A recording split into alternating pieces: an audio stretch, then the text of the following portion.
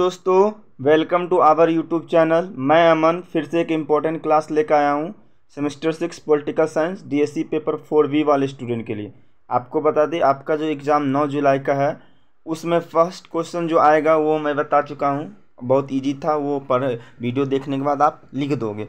अब मेरे तरफ से जो सेकेंड इम्पोर्टेंट क्वेश्चन है वो मैं इस वीडियो में बताने वाला हूँ। और इस वीडियो का पीडीएफ टेलीग्राम में या तो व्हाट्सएप ग्रुप में आप फ्री में प्राप्त कर सकते हैं। ठीक है, सभी को जुड़ रहे हैं और सभी को इस चीज़ का लाभ उठा रहे हैं। लेकिन दरअसल ये है कि आपको वीडियो भी थोड़ा देखना है और दोस्तों में भी शेयर करना है ताकि सभी स्टूडेंट का हेल्प हो सके।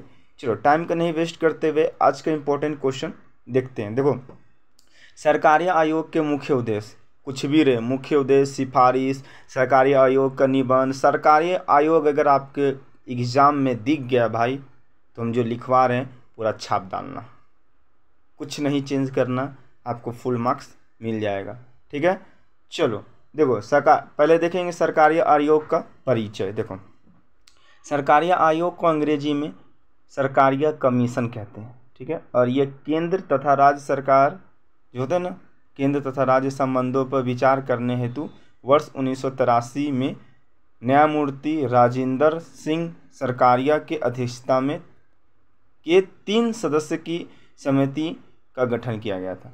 मतलब आपको याद रखना है, राजेंद्र सिंह सरकारिया इसका अध्यक्ष थे, सरकारिया आयोग का यानी सरकारिया कमीशन का। इसमें 3 सदस्य थे और वो 3 सदस्य कौन कौन थे? पहले थे शिवरामन तथा SR सेन और तीसरा थे राजेंद्र सिंह सरकारिया। और ये तीनों नाम आपको याद रखना है। ठीक है, चलो अब देखते हैं। और इस आयोग का जो नाम है ना, सरकारिया इसलिए पड़ा क्योंकि जो इसका अध्यक्षता भारत के सर्वोच्च न्यायालय के सेवानिवृत्त न्यायाधीश राजेंद्र सिंह सरकारिया कर रहे थे। तो सरकारिया नाम इस आयोग का इसलिए भी पड़ जाता है एक्चुअली में, क्योंकि सरकारिया नाम अपना ही टाइटल पे था तो अपना टाइटल पे वो डाल दिया, उसी को आयोग यानी कमीशन नाम से चला था। ठीक है, 1983 से 87 तक ही चलता है, ज़्यादा दिन कमीशन नहीं चलता है एक्चुअली में। लेकिन फिर भी पढ़ा रहा है तो पढ़ लो, पॉलिटिकल साइंस वाले, है ना, ध्यान में रखना। ये हिस्ट्री में भी पढ़ना पड़ता है आगे चल के, तो याद रखना ये अपने नाम के टाइटल पे ही इसको इस आयोग कमीशन को रख देता है। ठीक है, तो इस समिति ने 1958 में अपनी पहली रिपोर्ट करता है, 1988 में, 88 बोलो या 87 में, ये अपना रिपोर्ट सरकार को सौंप देता है। जो डेटा आपका मन में है, आपको गूगल में जो मिल रहा है लिख दो। ये नहीं कि कमेंट करके आएंगे आप 87 गूगल में दिखा रहा है, हम 88 लिख रहे हैं। हमको जो एक्चुअल बुक से मिला हम वो लिख दिए हैं। ठीक है, तो आपको गूगल से जो मिलता है वो लिखोगे, नहीं तो ये भी लिखोगे तो एकदम 100% सही है। ठीक है, चलो आगे देखते हैं। इसी प्रकार से हम इसके परिचय दे देंगे। ठीक है, अब बात करेंगे भाई सरकारी आयोग था क्या भाई। तो ये एक आयोग था जो देश में राज्य और केंद्र सरकारों के बीच संबंधों एवं शक्ति संतुलन को जांच करता था, मतलब राज्य सरकार और केंद्र सरकार के बीच। ठीक है, और ये भारत के संविधान के ढांचों के भीतर जो बदलाव को सुझाव देता था, जो बदलाव हो सकता था वो देता था। ठीक है, ये संविधान अनुच्छेद 368 की तरह संविधान संशोधन हम कर सकते थे, उसी को सुझाव भी ये सरकारी आयोग देते थे। ठीक है, इसके संबंध संतुलन को बनाए रखते थे सरकार, केंद्र सरकार और राज्य सरकार के बीच। तो ये आयोग था भाई। इसका मुख्य सिफारिश क्या क्या था, उद्देश्य क्या क्या था, तो चलो पॉइंट बाय पॉइंट देखते हैं। ठीक है, फर्स्ट उद्देश्य देखो क्या था। भारतीय संविधान के अंतर केंद्र व राज्य संबंधों के वर्तमान स्वरूप को ठोस बताते हुए आयोग ने इसमें किसी विशेष परिवर्तन आवश्यकता महसूस नहीं की। मतलब इन दोनों का जो संबंध था एकदम सही था, उसमें कोई मतलब परिवर्तन नहीं करना था। आयोग ने ऐसे कदम सुझाए जिनमें केंद्र के प्रति राज्यों की शंकाएं दूर हो सके। मतलब केंद्र जो है ना, राज्य पर कभी कभी शंका करता है, जैसे हमारा केंद्र सरकार पैसा दिया, राज्य सरकार किया कि नहीं किया, है ना, इसको दूर हो सकती है। ऐसे कदम राजनीतिक और आर्थिक दोनों हैं। ठीक है, आयोग का विचार है कि संविधान निर्माताओं द्वारा केंद्र को एक प्रमुख भूमिका देने का विचार अभी भी असंगत नहीं हुआ है और केंद्र तथा राज्यों की सदस्यता पर गौर करते हुए समय उसे ध्यान रखा जाना चाहिए। और आयोग के अनुसार संविधान के तहत केंद्र और राज्य के बीच अधिकारों के वितरण में राज्यों की स्वायत्तता के साथ साथ एक मजबूत केंद्रीय आवश्यकता पर बल देते। देखो इजी वे में भी लिख सकते हैं अपने से कि फर्स्ट पॉइंट में उसका उद्देश्य ये था ना कि केंद्र का जो और राज्य का जो संबंध था उसमें कोई महसूस प्रॉब्लम नहीं था, लेकिन जैसे कि होता ना कि शंका करता था केंद्र सरकार, तो उस चीज़ को दूर करता था कौन, ये सहकारी आयोग। फर्स्ट पॉइंट अपने से भी बना सकते हैं, हम थोड़ा लॉन्ग लेके गए हैं तो इसको लॉन्ग को शॉर्ट कर सकते हैं, ठीक है। चलो देखो नेक्स्ट पॉइंट देख लो। आयोग ने कहा कि केंद्र राज्य समस्याओं को हल करने के लिए संविधान के अनुच्छेद 263 के अनुसार अस्थायी अंतर्राज्यीय परिषद बनानी जानी चाहिए।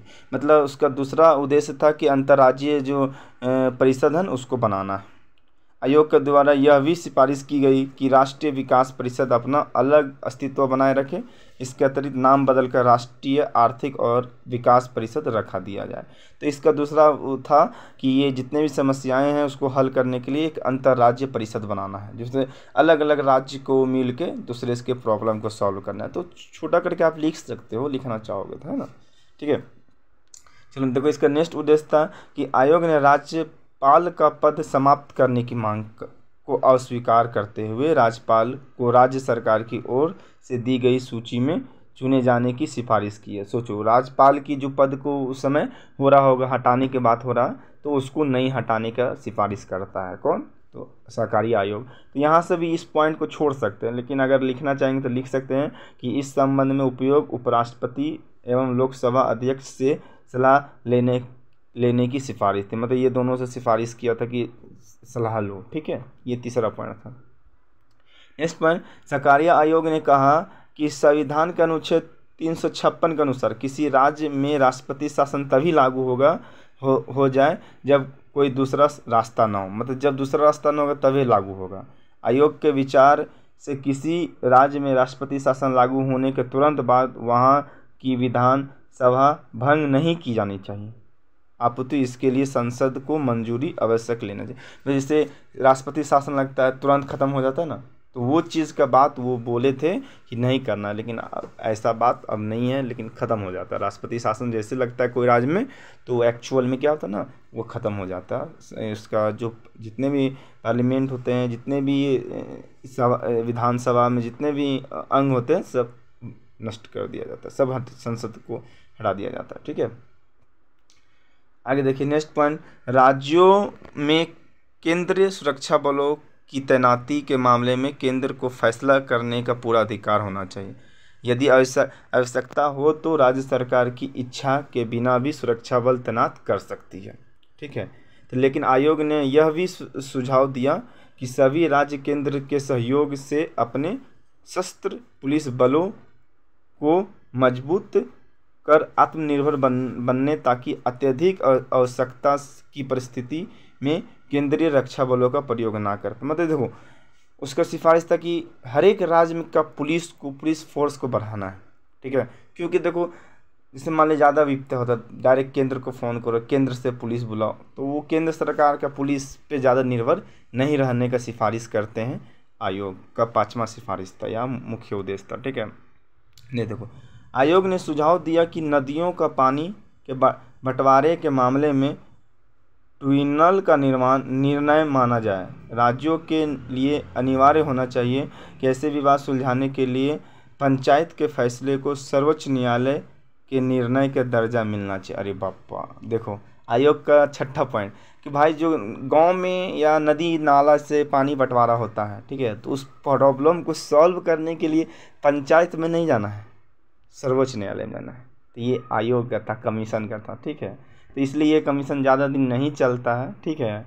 एक्चुअल में इसमें ये सब आलोचनाओं में भी लिख सकते कि भाई ये सब कौन सी बात आ गई, नदी बांध बंटवारा होगा तो भाई ये सब डायरेक्ट जाएंगे सर्वोच्च न्यायालय पास। तो ये सब आलोचनाओं में भी अगर लास्ट में आप लिखना चाहेंगे इसका आलोचनाएं तो लिख सकते हैं, क्योंकि देखो आंसर आप बड़ा करोगे, आंसर कुछ भी पूछेगा तो आंसर आप बड़ा कर सकते हैं।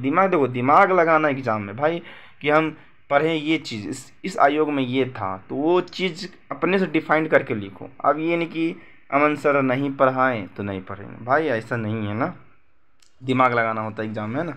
सब चीज़ याद नहीं करना है, समझना चाहिए, ठीक है। चलो आगे देखो, आयोग का मानना है कि राज्यों को कर्ज देने के तरीके पर फिर से विचार किया जाना चाहिए। जैसे केंद्र सरकार राज्य को कर्ज देता है, केंद्र केंद्रीय परियोजनाओं की संख्या कम से कम करनी चाहिए। विशेष रूप से योजना अवधि के बीच कोई नई परियोजना शुरू नहीं की जाए, मतलब जैसे कोई योजना चल रहा है तो उसके बीच में दूसरा योजना शुरू नहीं करना है। ये आयोग का था, ठीक है।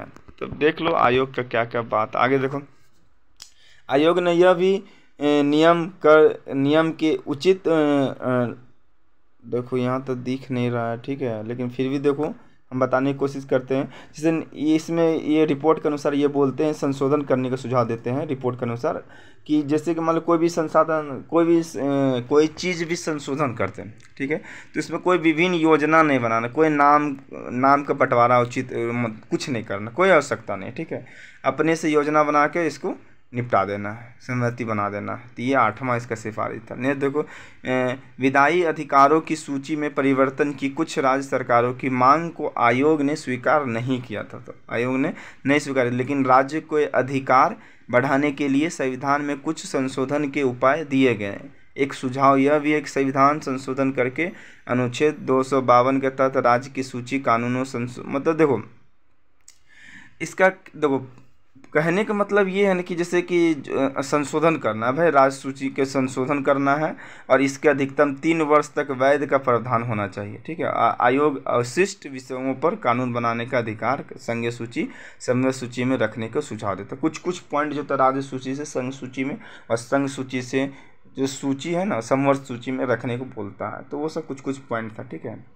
आयोग के विचार से स्थानीय निकायों नियमित चुनाव कराने और समुचित कामकाज का संसद द्वारा कानून बनाने चाहिए। इसके लिए राज्य सूची के 5वें विषय में एक संशोधन का सुझाव दिया था। समवर्त सूची के विषयों में कानून बनाने से पहले केंद्र द्वारा राज्य से परामर्श अनिवार्य होना चाहिए। इसके लिए दृढ़ परंपरा का पालन किया जाए। आयोग के विचार से सामान्य तौर पर केंद्र को केवल उन क्षेत्रों में कार्यवाही करनी चाहिए जिसमें राष्ट्र के व्यापक हित में एक सी नीति कार्यवाही। मतलब भाई ये क्या कह रहा है भाई, आयोग का मन था कि भाई कि राज्य सूची में कुछ जो 5वां विषय है उसको संशोधन कर दो भाई, उसमें कुछ अलग कर दो, और ये जो सामान्य तौर पर जो व्यापक हित का बात करता है ना उसका कार्यवाही आवश्यक होना चाहिए, ठीक है, जो केवल एकदम हित का बात करेगा। नेक्स्ट देखो, आयोग का राय है कि कांग्रेस ने केंद्र और राज्य सरकार के अपने लंबे शासन के दौरान तेजी से आर्थिक विकास की नीति अपनाई, इससे देश की स्थिरता बढ़ी है। आयोग ने कहा कि लंबे शासन के केंद्र राज्य संबंधों को स्वरूप विकास पर उल्टा असर भी पड़ा है, मतलब उल्टा असर भी पड़ जाता है, ठीक है। ये सेमीकोलन वाला पढ़ना तो पढ़ सकते हैं, ठीक है, नहीं पढ़ोगे तो छोड़ हटाओ। देखो, सरकारिया आयोग द्वारा मूलतः स्वीकार किया गया कि एक शक्तिशाली केंद्र राष्ट्र एकता और अखंडता जिसमें अनिवार्य है। आयोग की दृष्टि से पिछले 40 वर्षों में संविधान कार्यकरण पर्याप्त सफल रहा और इस मौलिक विचार परंपराओं प्रेक्षण में ही आयोग ने राज्यों की शिकायतों के प्रति पर्याप्त संवेदनशीलता दिखाते हुए अपनी सुझाव प्रस्तुत किया, और यह सुझाव ही अब केंद्र राज्य संबंधों को स्थिति स्पष्ट करती है। अब लास्ट में निष्कर्ष लिख दो।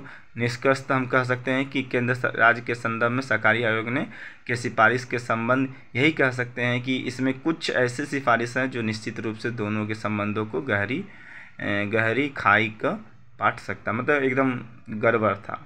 और कुछ आलोचकों ने सिफारिश आयोग को सरकारी आयोग की संज्ञा दी, लेकिन इस आयोग के संदर्भ में ऐसी बात करने भी उचित लगता है कि इस संदर्भ में हमारा विचार है कि इस आयोग द्वारा सिफारिश पर केंद्र जल्द से जल्द अमल करे और इसका व्यवहारिक रूप प्रदान करे, तब यह आशा की जा सकती है कि इन दोनों के बीच संबंध अच्छे होंगे, मतलब राज्य सरकार और केंद्र सरकार के बीच जो संबंध होगा थोड़ा अच्छा होगा एक्चुअल में, है ना, और यह विभिन्न राज्यों के हित के साथ ये राष्ट्र के हित में भी अच्छा होगा, ठीक है। और राष्ट्रीय मोर्चा सरकार की जो कभी पूर्व विपक्षी दल की थी मांग की थी कि सरकारी आयोग का उल्लंघन कर राज्यपाल को बदला जा रहा है, अतः राज्यपाल की नियुक्ति पूर्व मुख्यमंत्री के परामर्श में करना आवश्यक। लेकिन स्वयं इस सरकार ने एक साथ कई राज्यों के राज्यपाल को बदल दिया तथा मुख्यमंत्री के परामर्श किए बिना कुछ नए राज्यपालों की नियुक्ति की गई। तो ये इतना पॉइंट जितना आपको याद हो सकता है भाई उतना ही लिखना है, लिख डालना है, अपने मन से लिख डालना है। आलोचनाओं भी लिख सकता है, विशेषताओं भी लिख सकता है, महत्व भी लिख सकता है। इसी पॉइंट से बहुत सारा पॉइंट बना सकते हैं, निष्कर्ष भी लिख सकते हैं। ठीक है, इसीलिए हम सब चीज़ एक ही में समझा दिए ताकि देखो थोड़ा हार्ड समझाए, तो इससे क्या होगा कि आप समझोगे और हर एक पॉइंट को एग्जाम में तुमको याद रहेगा, तुम लिख डालोगे। तुमको दिमाग में बस यही याद रखना है कि सरकारी आयोग जो था केंद्र सरकार राज्य सरकार के बीच संबंध को सही करना था। संबंध को सही, क्या क्या संबंध, व्यापार संबंध, जो मन में आ रहा, नदी संबंध, देश संबंध, संशोधन संबंध, अपने मन से भी लिख सकते हैं। ठीक है, चलो देखते हैं, फिर मिलते हैं नेक्स्ट वीडियो में। तब तक के लिए बाय बाय, जय हिंद, जय भारत।